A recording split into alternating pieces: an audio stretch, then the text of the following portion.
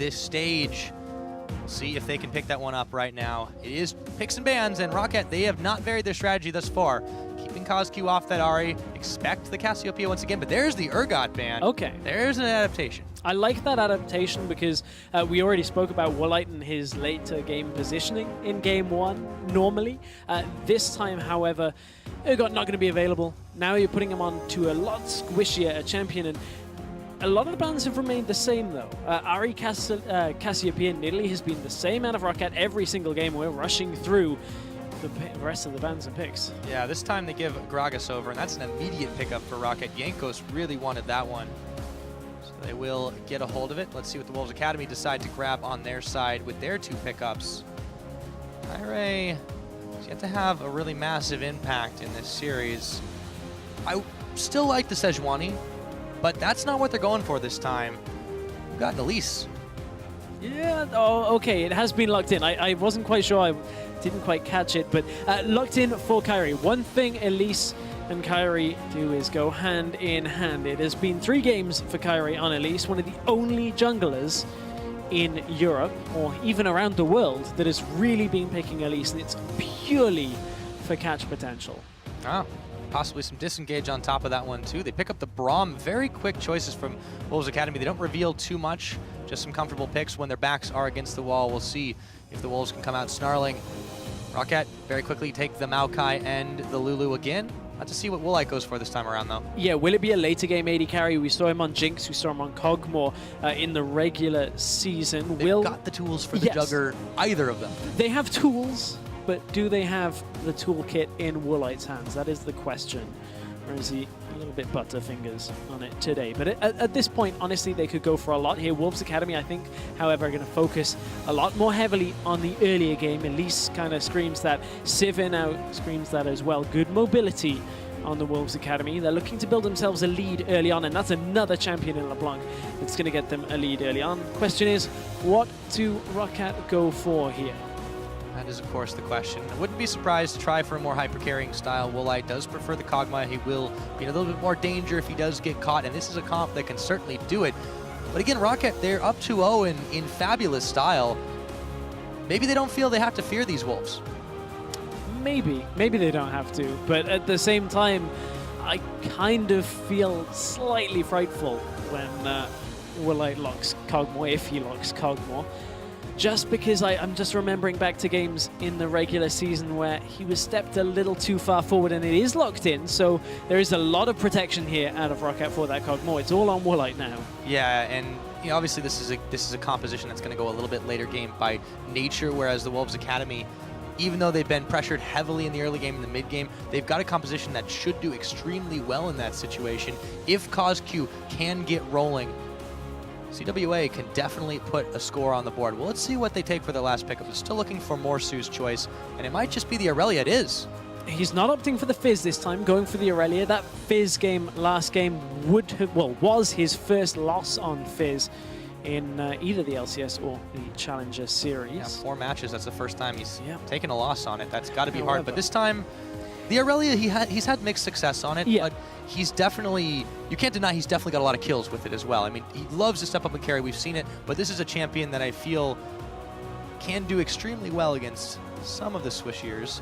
It's his most played champion in the regular split for Challenger Series. And you know, you look at this Wolves Academy composition, again, it's all for picks. It's all for small skirmishes where you can get slight numbers advantage, land a Cocoon, get a LeBlanc in there, get an Aurelia in behind and blow up a squishy target. The problem is for Wolves Academy, there aren't going to be too many squishy targets as soon as we get later into the game. Maokai, Gragas, Lulu is going to be able to ult Kog'Maw to keep the Kog'Maw alive, so it's not a Juggermaw composition as such, but there is a lot of protection coming out from ROCCAT for Woolite.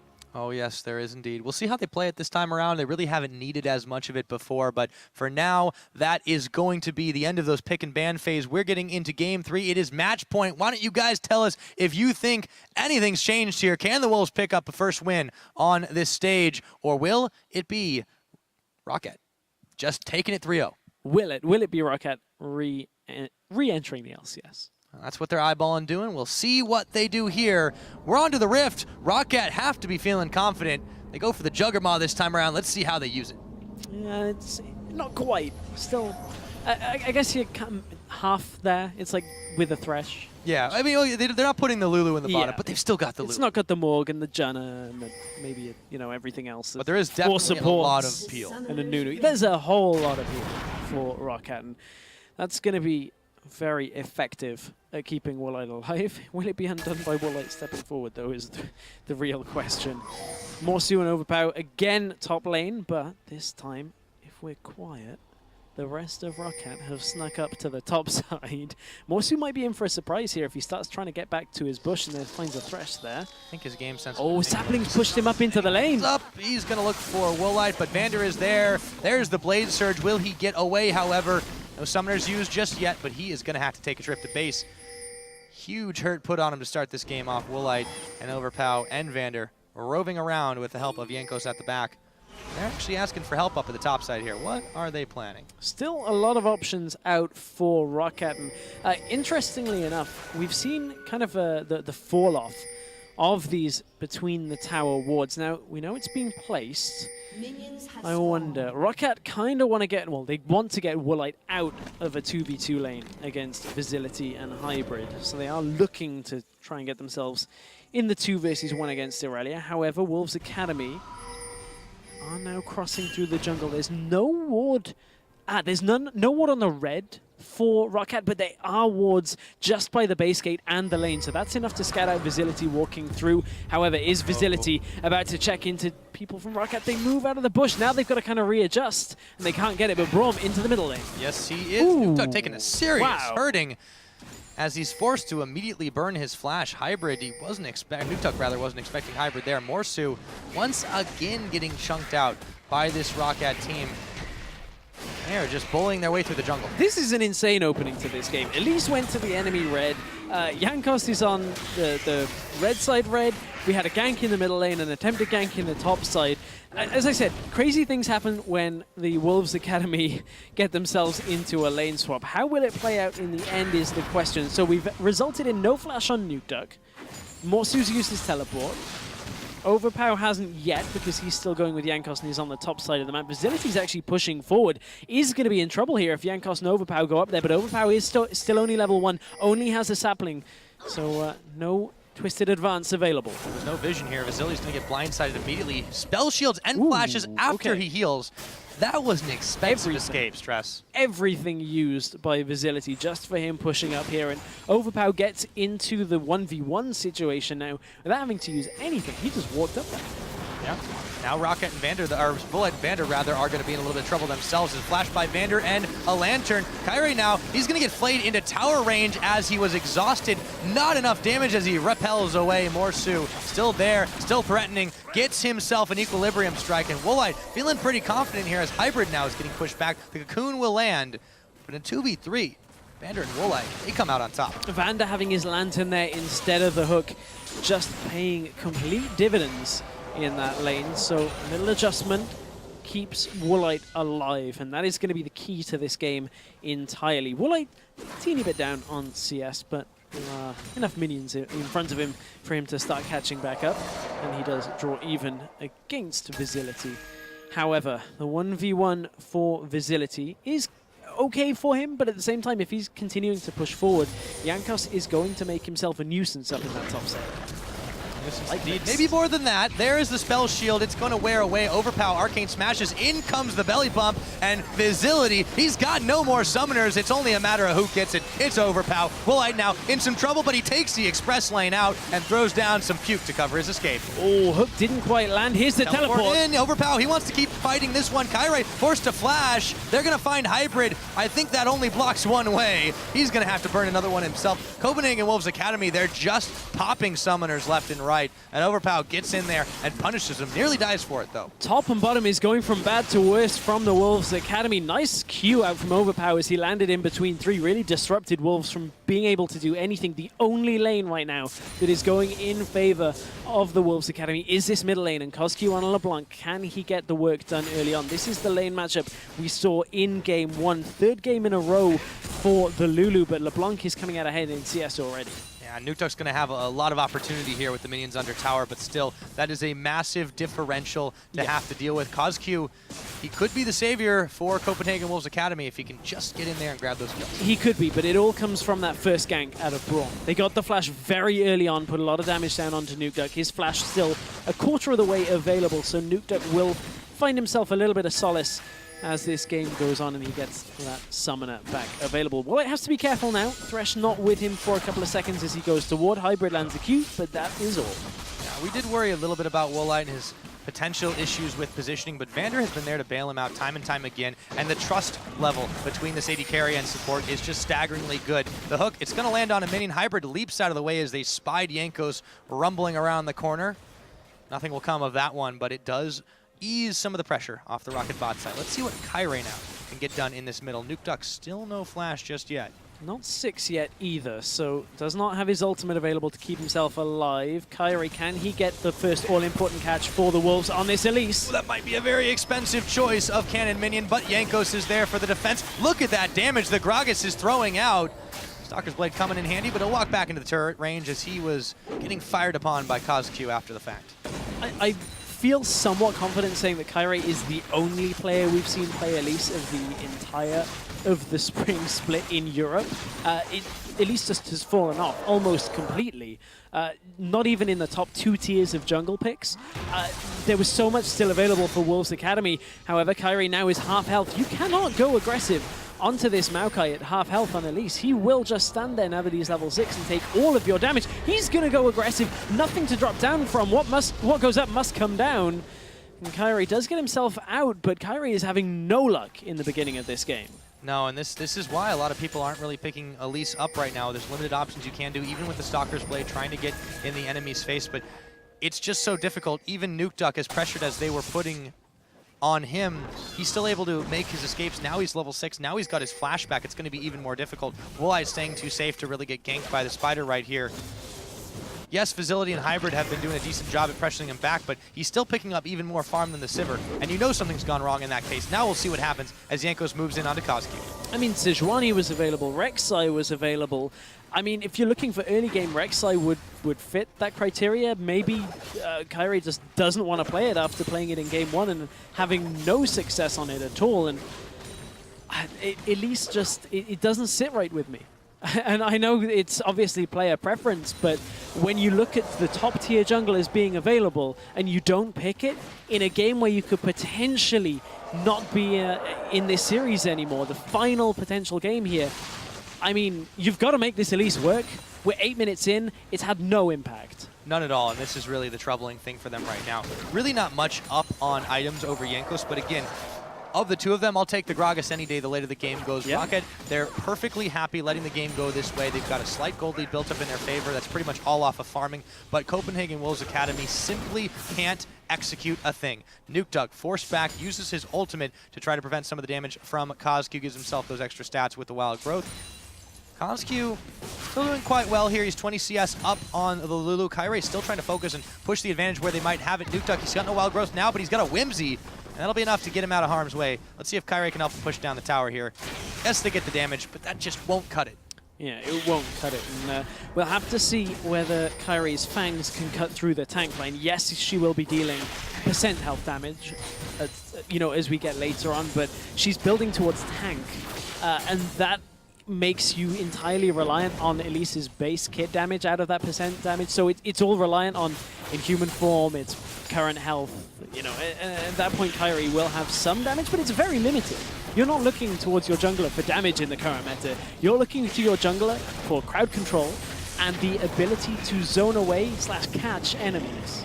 Yeah, and that's the strange thing about this Elise pickup. I mean, yes, there was some slight boost. Yes, you're going to be a little bit of a faster Spider than you used to, but that hardly merits choosing it over some of these other picks. As you said, it's player preference, but we'll see if this does bite the Copenhagen Wolves in the behind as the longer the game goes on. Meanwhile, down in the bot, bit of a push fest. You do see Kyrie sneaking his way through the brushes, but Woolite and Vander are nowhere near being taken down. There's the Lantern after the Winter's Bite did connect. However, the Lantern being down, ooh, top lane gank though. Yeah, Morsu could be in some trouble himself. 2 beefy bruisers. Morsu, he's going to blaze through. Overclock Nice taking a lot of damage, and that's going to be Morsu actually picking up a kill there. Got to be careful when you corner an Aurelia.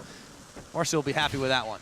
He will be happy with that one. Picks up a kill in a 1 versus 2. That's why Morsu likes to play these carry top laners. A lot of damage in the mid lane, but bottom. Might be in the bottom as well. Vander gets blown up just like that. The Wolves Academy have kicked it into high gear as they pick themselves up another kill, this time in the bottom side. So Kyrie, he does good work there, but let's see if they can keep it up. That's what Elise can do. You land the cocoon, you chain the crowd control on one single target, and you get a good amount of damage out. Kyrie goes aggressive, goes in towards the tower, but I don't think now he's low. This. Yeah, he's going to flash the auto attack after Woolite flashes. There was no follow-up from the bottom lane of the Wolves here, and it just seemed like Kyrie went on a suicide mission, fed the kill over to Woolite. That's absolutely atrocious after what just happened. I mean, they get the teleport out of Overpower. That's a slight factor, but it's not worth the death at this point. Morsu is able now to push the top lane turret, so he should get some good damage down, but middle lane, again, they're turning their focus to Nuke Duck. Yep, CosQ already a little bit too low to really take anything out of it. Hybrid, though, he's being ganged up on by Jankos, Vander, and Nuke Duck have to burn his own flash. Should be able to push in this middle or possibly start looking at that Dragon. ROCCAT, though, still not interested in taking anything they don't have a guaranteed grab of just yet. Sorcerer's Boots out for Kyrie. So again, wanting a little bit of damage coming from the Elise. And I'm not counting the Elise out right now. I mean, there is still utility there. So we have to watch what Kyrie does as this game goes further and further on. But CosQ has himself the CS lead in the middle lane. Again, I don't think Nuke Duck will be too worried about that. It's been fairly similar the last 2 games, and Nuke Duck overall has had a much greater presence in the game, just from being able to, you know, deal damage, keep people alive. That's his real role here. You don't exactly have to win lane hard as a Lulu, do you? Exactly. No, you don't. You just have to not lose lane really hard is the other half of it. But Vander aggroes the dragon for the Wolves Academy, but I don't know whether Kyrie and Hybrid really want this. Although Jankos is recalling topside. Overpower, they know there's no teleport, so this is a good dragon out for the Wolves Academy. Yeah, they've got a nice timing window. No response really able to come from ROCCAT. So Copenhagen Wolves Academy will snatch that one up. They teleport back. Morsu rather teleports back up to the top side. Make sure the minions don't go too hard on that one. So the Wolves do get a little bit back here. They're keeping fairly even in the gold game. That extra stat boost they get from Dragon #1 will certainly help them out. Let's see what they can do with it. Yes, it's going to help them out. Also, just getting dragons against a later game scaling team allows you to kind of push back ROCCAT's ability to, you know, draw Wolves Academy into a late game fight. You don't let ROCCAT quickly get to a 4-dragon situation where the Wolves Academy have to push themselves in towards the dragon pit. So it buys them a little more time later into the game. It's going to help them with the damage overall. So Wolves Academy, this is a lot stronger than they've been in the last couple of games. This is Wolves Academy playing their own game. And playing to the composition that they do have. They can certainly run away with the mid-game if they start getting picks and picks and picks, but they need to be able to make those plays, and ROCCAT, they're happy to take this one very late if they're allowed to. Again, though, mid and top are ahead for Wolves Academy, so they're in a decent situation when you look at that. And there's some scaling on their side, too. They've got an Aurelia that, you know, can get out of control if it's allowed. Yes, if it's allowed. And so can LeBlanc. Now forced to flash out in the middle lane. And yeah, LeBlanc. There's still a lot on the Wolves Academy team that is going to be able to compete with ROCCAT for a very long time still. I don't think the timing window is going to shut, especially when Wolves Academy are starting to push turrets like this. This is what they need to do to push ROCCAT further back into their own base. Yeah, this is already far better than it was last time around, but we'll see if ROCCAT try the same old tricks. Jankos comes on in, knocks Hybrid away, or Hybrid rather hops away after explosive cast was already spent. There comes Glacial Fissure, but it just splits the uprights, and Woolite, he gets the Lantern back to safety. Jankos is able to walk it out on his own 2 feet. And the dive was not too unsafe from ROCCAT. Unsuccessful, however. They're going to look to even the tower difference between the two. Should be able to get it with 3 people here, but Elise is heading topside. Overpower does have a sapling there, but if Morsu and Elise can get onto Overpower, oh, that turret's still pretty healthy here. A lot of minion clear. No minions left. You do not want to dive a Maokai that has his ultimate not quite available, actually. So, I mean, next minion wave, we'll see where the Kyrie goes for it, but he is backing away. Yeah, a bit of a mistiming there. Yeah. Kyrie, and again, not enough minions for Morsu to really do that, but you do see now Overpower's backing away. He can maybe get this on a second win just of his own accord. Still, 1-to-1 in turrets, very close in the gold game, a mere 200 gold. separating these teams. Yes, and as that top tower is about to fall, that's just about to get inverted. So at this point, now it's the Wolves Academy with a slight lead. Vandus up in this top side, though, does hook in Morsu. He runs straight into the hook, and the box is down exhaust. They are committing fully to sending him back to the fountain, and it's Woolite who picks up his second kill. The Kog'Maw starting on a roll here. This could be trouble. Something that ROCCAT have done very well is anytime they give Morsu something, they take from him as well. They make sure that, okay, you can get a turret, we'll kind of put the brakes on Morsu's train. He is still ahead on CS, got a kill, got a tower, doing a decent job here. Woolite's pushed up, does have Thresh still with him there as well, but they don't really need to force this turret right now. No, and they definitely shouldn't with the likes of COSQ and Kyrie moving up to the top side, so the rest of the Wolves will gather up in that side of the map, but ROCCAT have already bailed out, and there really is no need to continue pressing forward. The Woolite's going to just try to clear away the minion waves, but there's an unprotected mid turret here that ROCCAT is looking at hungrily. They are a little bit hungry for some Wolves, but at this point, ROCCAT can't really force too much. They have to wait for Wolves to step out of position where they're not all together for ROCCAT really to get anything. I don't actually think ROCCAT are even going to chase fights. They shouldn't really, because Jankos now going aggressive. Lots of damage on Facility. And yes, he does, but on the hunt just popped in. Kyrie was there. Hybrid now, he's the one getting locked up, and there's a teleport coming in from ROCCAT. That is going to be one dead Braum. The tower is sure to fall as well, and Copenhagen Wolves Academy, they're going to have to back off and lick their wounds for just a minute. Yeah, Jankos tried to catch out Facility there, but at that point, Hybrid was the one that was caught out of position. And again, if Wolves Academy are not in a defensive spot here, ROCCAT are looking, or going to look to try and catch somebody out. Morsu's pushing mid. This is a bit of a distraction play here out by the Wolves. Yep, they are hoping that there's not enough damage on this turret, but it's being pinged out by ROCCAT as Morsu, he should be able to secure this one up. The question is, does he get away? The rest of ROCCAT are making a beeline down for him. He picks it off and heads straight into the jungle, so the play is successful. Morsu on the solo mission, grabs himself an inner turret in the middle. Yeah, so they pick up that inner turret. That's, again, going to help Wolves with this split push. We talked about how ROCCAT getting an inner turret earlier denied the split push. Getting the mid inner this early now really assists the Wolves when it comes to getting Morsu into a side lane, getting Morsu pushing. He's got his teleport available still. All of that was done without using that big utility summoner. And now he's going to look towards the bottom lane. You said something really interesting earlier about, well, I'll talk about it in a minute, because COSQ's jumping onto Woolite. Not enough damage to polish him off, but he certainly made him regret pushing up a little bit further forward. But more onto Morsu. You said that this is the game that the Copenhagen Wolves Academy wanted to play. Yeah. They're perfectly happy to let Morsu just do his thing, let him rip on this Aurelia, and boy, has he made a statement here. We'll see if he can grab a kill on top of it. Getting a little help from Hybrid, but Overpow will be flashing away from that one as he turns off his ultimate. Looks like another turret in the sights of Copenhagen Wolves Academy. Kyrie there to make sure that no one tries to push in on him very quickly. Yeah, Morsu gets a little help from his friends and pushes another turret down. Quickly they've escalated now to 4 turrets in favor of the Wolves Academy, and with that Trinity Force completed onto Morsu, that was when the real go signal was for Wolves to start fighting. That is a big power spike. You look at the CS difference between the two as well. Maokai now looking towards that Frozen Heart with that Glacial Shroud as well. Yeah, this is something Morsu's done over the course of the series, and you mentioned a lot of people look up to him as, you know, a big solo queue hero in the top lane, and it just shows he's able to grab farm and squeeze it out all the time. We'll see Woolite. if COSQ can squeeze out a kill here, as Woolite is just caught up. A Cathian surprise is going nowhere. Meanwhile, he stole it. The dragon is stolen away as Jankos is yanked back. Hybrid, Kyrie trying to force a fight after the fact. Exhaust is on to the spider though. Will they be able to squish him? Jankos on the underside of the barrel just takes him down as Morsu comes in to try and clean up the fight. Is his mop big enough? I don't think so. As he goes over into the Krug pit, he's taken down by Overpow. ROCCAT come up huge in that. First they steal the dragon away from the Wolves Academy, and then they take 3 kills for 2.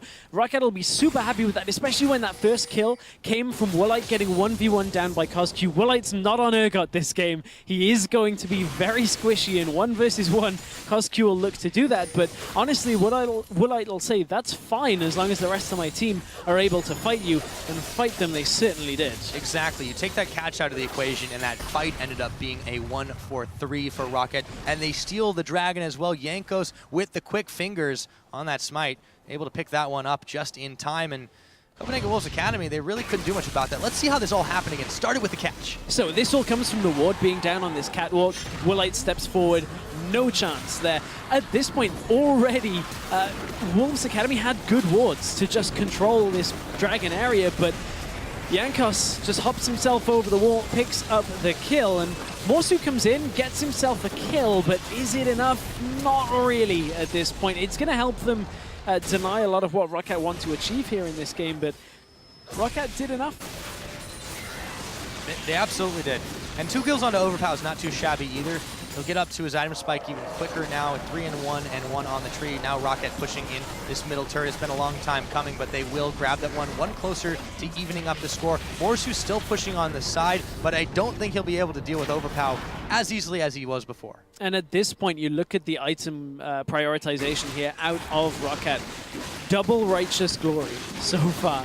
And now what that says to Wolves Academy is, you have no real solid disengage. You don't have a Janna. You don't have anything. All you're relying on is Braum and Sivir to get yourself out of a fight. We're just going to go double Righteous Glory, get ourselves on top of you, and make sure that you can never run away from us. Overpow's going to go in. They still have those Righteous Glories up. But they've hooked in Hybrid already and taken him down. You could see the Wolves. Here we go. They're still hungry for the turrets, but ROCCAT, there go the Righteous Glories. They just want to chase him down. One already popped, waiting for the second one, and it looks like after on the hunt, Copenhagen Wolves Academy do manage to make it out, but they're one support the poorer right now, and they're not quite out yet. Kyrie, explosive cast, surrounded by enemies. He's gonna go up, but will he come down anytime now? Yes, he will. And Overpow smashes him to the ground. Itsy bitsy spider went up the water spout. Down comes the grog and stamps the spider out, because that was just Kyrie taking the wrong path home there from that one, because ROCCAT right now are in full control once again. They have themselves the lead. Yes, Copenhagen Wolves have got themselves some towers and some objectives around the map, but ROCCAT again, they've put Wolves Academy on the back foot. Yeah, this is ROCCAT just saying, we absolutely want our LCS spot. You are going to have to fight us tooth and nail and claw for it. At Copenhagen Wolves Academy, they're just not able to do it, but look at what they're trying to do now. They're trying to put more damage onto Kyrie. Yeah. I'm not sure I agree with this. The Haunting guys, he needs to be tankier. It's not even, he just got blown up so easy. It's not even the Haunting guys. I mean, that Ruby Crystal that we saw, I thought, okay, that's going towards Cinderhole. Take a look. That is blue. Oh, wow. That is a Magus enchant on a Stalker's blade. Completely missed that. It just looks green. But it is blue. It's the Magus. But yeah, they're exactly. Going that's where it went into, and they're just going full glass cannon here. They're saying, if we can't blow you up, this game's already done. Yeah, at this point, they're just daring now Copenhagen Wolves Academy to try and move in on the Baron. They know that Morsu's there, but he's not got a smite. This shouldn't be too difficult for them to lock it up, and it isn't. Jankos secures his team. The Baron, Copenhagen Wolves Academy. I mean, that makes perfect sense that he was getting popped quite so quickly that way that is. Now they can push with the Baron-empowered minions. Copenhagen Wolves Academy, they're running out of options here, and they're in serious danger of being swept under. Again, you remove the possibility of LeBlanc coming in through the side, Irelia teleporting in behind. Now that you've got that Baron buff, Morsu can't really do too much. If you try and split push against a team that have Baron, you'd better have a very open objective that you're trying to get, otherwise you'll lose far too much the other side of the map.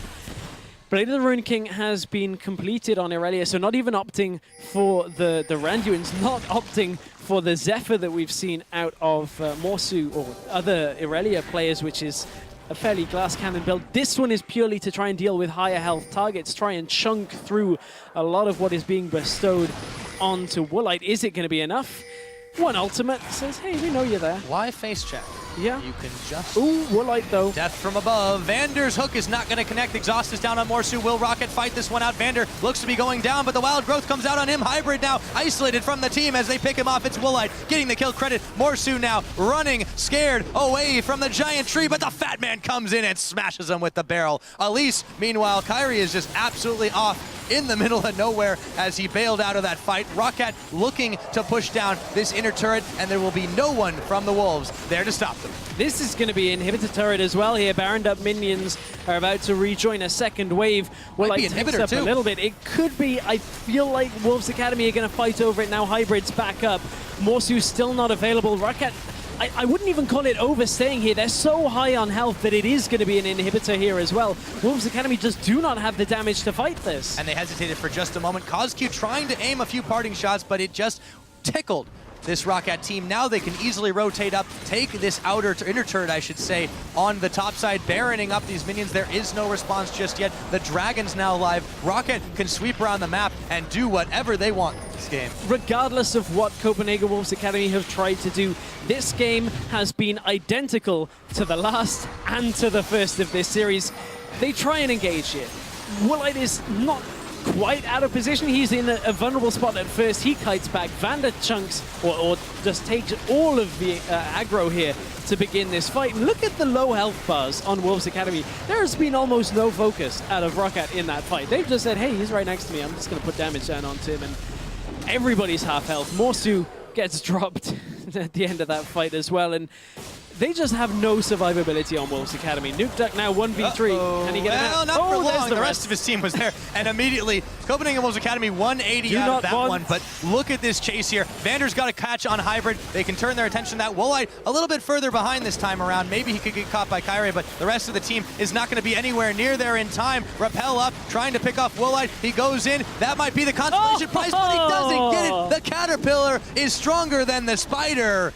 And ROCCAT are just running away with this game, Stress. If the full AP Elise, or may as well be, can't 1v1 the squishiest member on ROCCAT, how do you expect to win this game? ROCCAT, they're going to push in for a second inhibitor turret. Morsu is split pushing, but there goes Overpower. He's TPing back.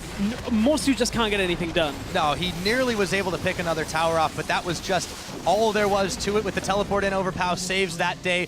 Particularly, they grab another inhibitor here. ROCCAT running away with this game. You said it, and I'll say it again. It's turning into another identical match of the last one. Yes, Copenhagen Wolves Academy had a better early game this time around. They were taking turrets, but it just wasn't enough. And now ROCCAT looking to extend it even further here. Another dragon to their name will give them a few more extra stats to knock those down. And ROCCAT have not even broken a sweat in this series. There has been little to no competition for ROCCAT in here, and I'm not going to overstate that, you know, when people say how good ROCCAT can be, this has just been ROCCAT just playing the game. This is the basics. This is nothing more than ROCCAT playing as a team. Nukeduck gets caught out. The rest of the team are here already.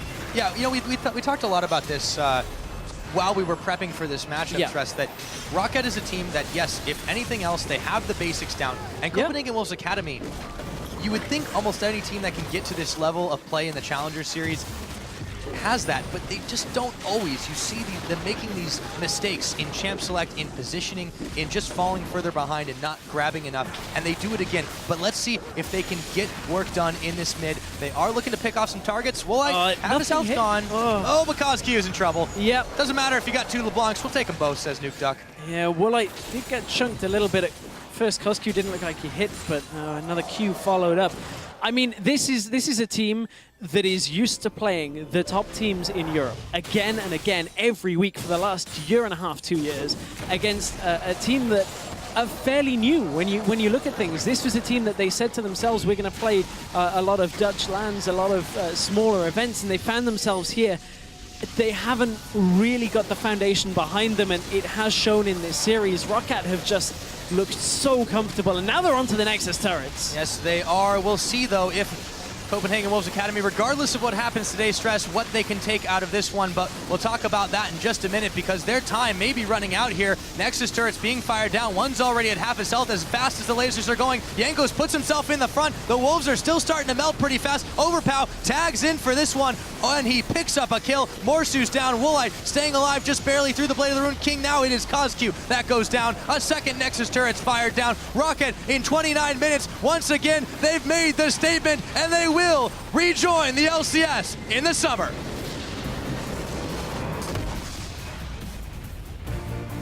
And a very subdued reaction from ROCCAT. They'll say to themselves, let's be honest, that's the result we expected for themselves as a team. You heard the ROCCAT players earlier saying, we can't even believe we're in promotion tournament. The fact of the matter is, that's where they ended up. That looked like an LCS team playing together.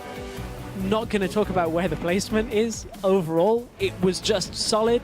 It was consistent. It was what ROCCAT needed for that series. Yep, a well-deserved win. This new coach, Yamato Cannon, gives their congrats. The rest of ROCCAT shuffle over to the other side, shake hands with the Copenhagen Wolves Academy.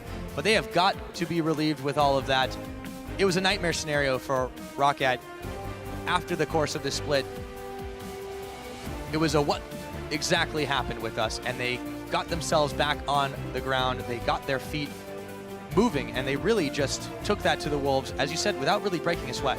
Yeah, I mean, let's look at the other side of the coin here for Wolves Academy. You can't overlook the experience that being in a promotion tournament can give you. I mean, to name a few other teams that have found themselves in failed attempts at the promotion tournament, H2K, one of the biggest ones. They failed the first one. When they were Cloud9 Eclipse, they failed another one. Cloud9, the very first time in the North American team, tried to qualify. Now, I'm not going out on a limb to try and say that Wolves Academy could become, you know, the next Cloud9 or anything. What I'm saying is the experience is invaluable. They now need to take this experience and build an even stronger team for the next split of Challenger, because they will retain their Challenger spot, as will Reason Gaming for the summer split of Challenger.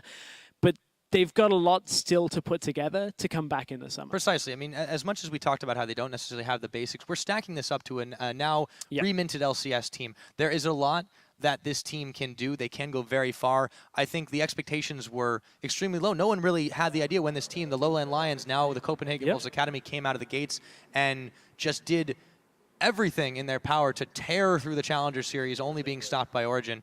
And now I really think they've got to give themselves a pat on the back for having made it to this stage. Despite how the results went, they've got a very bright future ahead of them. Yeah, they have, but when you look at ROCCAT, who now they're back in the LCS, they've now got Yamato Cannon in as a coach.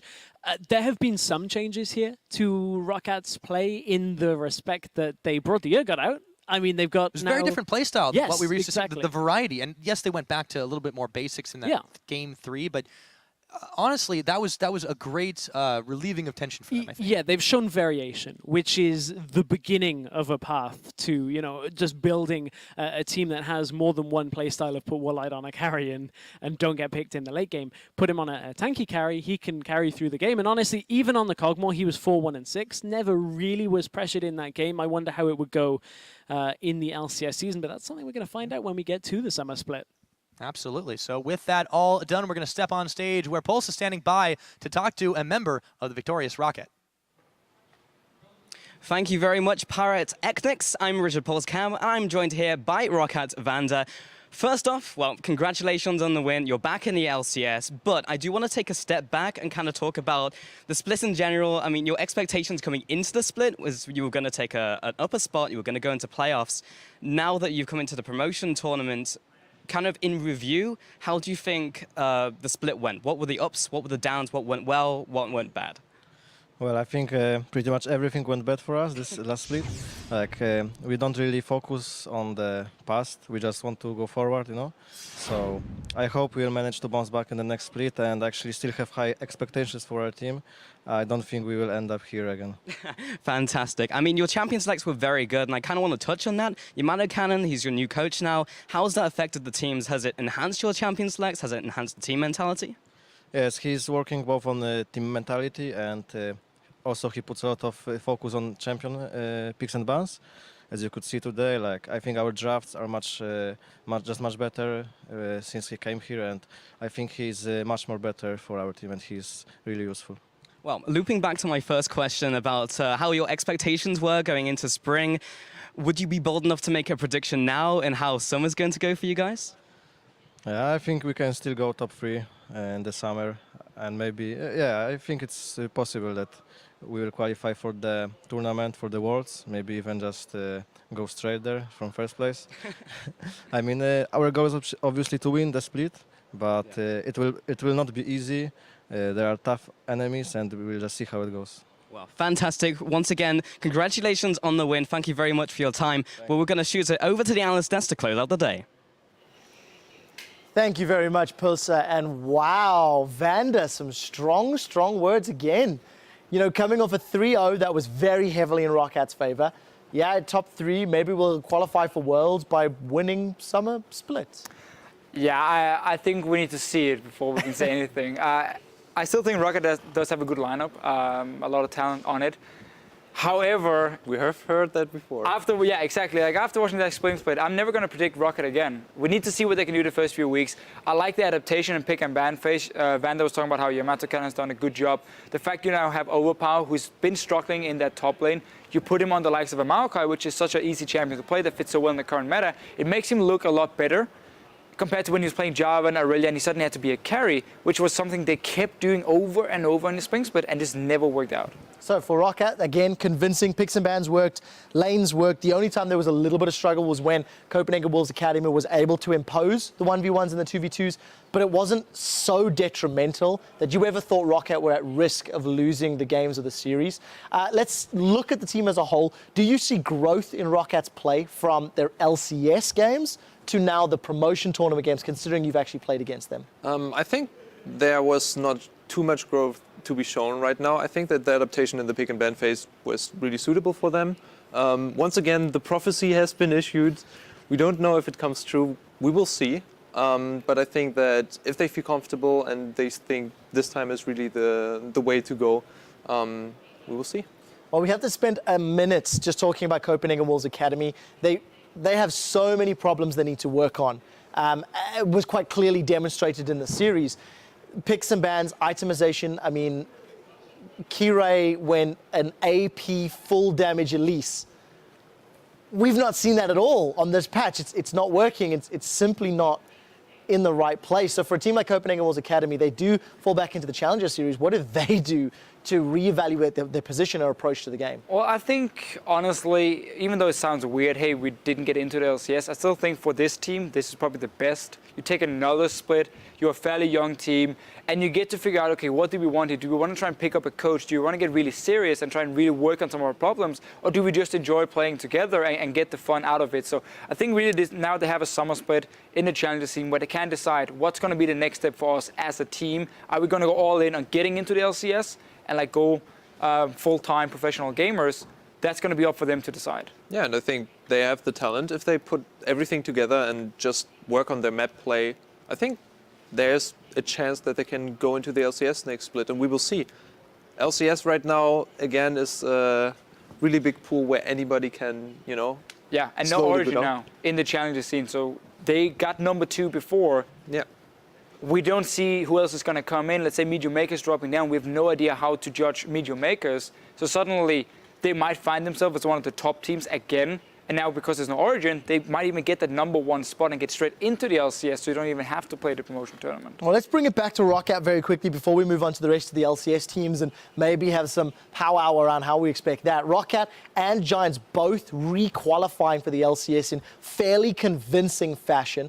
The last time that we had the Challenger team qualifying, it was in fact the Unicorns of Love taking down Millennium, which Stress talked about earlier in the day. Let's look at it from the LCS team's perspectives for both Giants and ROCCAT, both of whom had disappointing splits but have really done well when their backs were against the walls. As a coach, how do you tell ROCCAT as a team, for example, to look forward and progress? I think that right now they should put a gear back and look really at their map play and look especially at pick and bans, as they said before. If this is fixed and they use the individual talent that they have and use it correctively, then there shouldn't be any problems going into the next split. So, of course, it's very hard to say, judging from just these 3 games where it's very clear ROCCAT were a better team than Copenhagen Wolves Academy. Yeah, okay, you can look back at some of the problems you had in the spring split and you can work on them. Pick and ban phase is one of them. We're still going to have to see and start judging them when the summer split starts, because we can't really say a whole lot. We don't know what the level is going to be in the rest of the teams. We don't know if Unicorns of Love can keep it up and become a top 2 team again. We don't know how Origin is going to perform. So there's so many questions now. I'm just very hyped the fact that ROCCAT and Giants showed that they still deserve to be in the LCS and they could beat out these Challenger teams, because it also showed the practice they've gotten, and the fact they're living in these gaming houses and so on pays off for them to at least stay in the LCS. I think that's fair, and I think for me personally, when you look at that series, there was one particular player that did stand out who was struggling in the LCS. It is Jankos, I feel, from the jungle. We discussed it off air with some of the other guys, and we felt that with them reclaiming their seats in the LCS, it was Jankos that had a phenomenal performance. 0 deaths to his name, a KDA of 39. And every single champion he played was just phenomenal. Sheepy, I know you quite liked his Gragas, in that third game. His Rek'Sai Engager's game too, I was a fan of. What was your take on Jankos' performance? Yeah, I think Jankos played a really strong series this time, controlled the map really well, made Kirei look that he was out of the place a lot of times. And I think, especially if you go for this early game to mid game, you need a strong jungler to back up your team, and then he made the path for the team to go into the healthy and mid or late game. And this was the guy that many people said last year was the best jungler in Europe. Yes, okay, him and ROCCAT struggled here in the spring split, but he still had some good performance here and there. Yes. Now he shows up, of course, the promotion tournament, and he really makes it very clear, I'm going to get back into the LCS. I'm way too good to not be there. And when you have a player like Jankos, you need to be better than a bottom team, because he's, as a jungler, for me, he's still one of the best in Europe. Well, we talked so much about the other teams in the LCS. Let's actually expand on everybody that will be there. The Summer Promotion Tournament is now closed, so we do know all 10 teams that will be competing here in Berlin during the summer split. You can see the logos on your screens. And Origin. It is 9 out of the 10. Meet Your Maker's the only LCS team not returning, and Origen have replaced them. It is the grandfathers of League of Legends, so as Amazing, Peke, Mythy, all of the grandpas coming in. There's a common English phrase that you can't teach an old dog new tricks. This was the split where the vast majority of players in the top 3 teams were in their first LCS split with next to no professional experience. Will the grandfathers of LCS be able to fight with the young guns, Deficio? Very, very tough one. I mean, so much depends on what mentality Origin has when they come into this split here. How well can they practice together? And how well can they adapt now to some of the LCS teams? I mean, obviously they've been screaming them left and right. I assume you guys have been screaming Origin as well throughout the split here. I want to say they're going to be top half in the league, but it also depends so much on some of these newer teams, which has in the past shown they can be a bit inconsistent. They have like a good split as a new rookie team, and then suddenly things start falling apart. Maybe, there's some problems between the players. It's very hard to say what's going to happen. I just know that we have so many teams who can do well now, and that's going to make the top very, very exciting. Yeah, and I think that's the top half of the split is just so big. And I think so many contenders right now for the top spots, and I think it's really hard to say who's going to come out ahead. We have SK, Fnatic, Unicorns of Love. We have now ROCCAT stating as well, finishing the split really high. So we have all those contenders. So I'm looking forward to the EU LCS, but being in there myself. Yeah, and it means you can't just sit back and relax. I mean, even if you got into the playoffs, you have to respect the fact that Origin is here now as a new team. Potentially, ROCCAT could have fixed some of their problems. I mean, we don't know what elements, what's going to happen there. Like, all these teams here are obviously not going to sit back and say, oh, we were happy going down to promotion tournament. They want to make sure everything is fixed and ready. So there are going to be so many teams fighting for these last few spots and, of course, going to Worlds. Basically, what I'm hearing is 127,000 questions. What about this play? What about this team? What about this? And we just have to wait and see. That's why you better watch. Exactly. So you guys at home, mark your calendars, because we will find out some of the answers to these questions starting on May 28th. That will be a Thursday. That is when the summer split will be kicking off here in Berlin. And I'm very much looking forward to that. And while we're done here promoting in Europe for one split, there are still 2 LCS spots up for grabs over in North America. They will both be decided tomorrow as Team Dignitas faces Team Fusion and Winterfox goes up against TDK. That all starts tomorrow evening. That is at 7 p.m. Central European Summertime or 10 a.m. Pacific. But don't worry, you won't have to wait until the summer splits to see our lovely faces once again. The Mid-Season Invitational is less than 2 weeks away as the best teams from around the world prepare to face off in Tallahassee, Florida.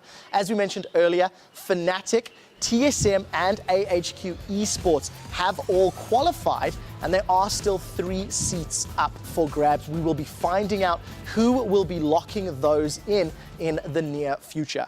Speaking of which, Besiktas is currently up 2-1 against INTZ Esports from Brazil, and will decide who will take that wild card seat over in Tallahassee to catch the conclusion of the IWCI finals. Head over to watch.lolesports.com. The Brazilian, Turkish squad currently marginally behind. I was having a look at the screen there to see where they were. If that doesn't wrap up now, it will be in one more game. Until then, we do need to log off. So I would like to say thank you to Sheepy for lending a hand today on the analyst desk. And on behalf of myself, Deficio, the rest of the entire LCS team and Challenger team, as both Pulse and Stress joined us today, thank you so much for tuning in. And we'll see you in sunny Tallahassee, Florida. An entire split of LCS practice for Giants. Let's see what these two teams can do here. But that's not enough CC. Another play on to Limit. Hook, line, and sinker. Goodbye, Nautilus. Before the fight even really starts, Cunning comes across onto Zeleva. Zones him away. The Rek'Sai dies as well. Limit tries to get through the base gate. Giants take the second game in this best of 5. This is quickly becoming a clean sweep. Also with Frederick to assist 2 versus the world right now. Riot will be blasted into the team. Baron is assisting with the damage as well. Oh, the hook onto Adri as well, followed by the Dragon's Descent. And this is now a 5 versus 4 underneath the turret, but the turret doesn't even matter that it's there. And they will be coming back in this series. With Limicus drop, but so is Frederick. That's a more valuable member. Habanero into the back line, now takes down Zeleva, looking for more to take fun. And Giants 3-1 in this series. They take it home. They've re-qualified for the LCS. Lo mismo que ir a un torneo sin que te digan nada, que te digan mucho ánimo, sois los mejores, vais a conseguirlo y sin ellos seríamos muchísimo antes.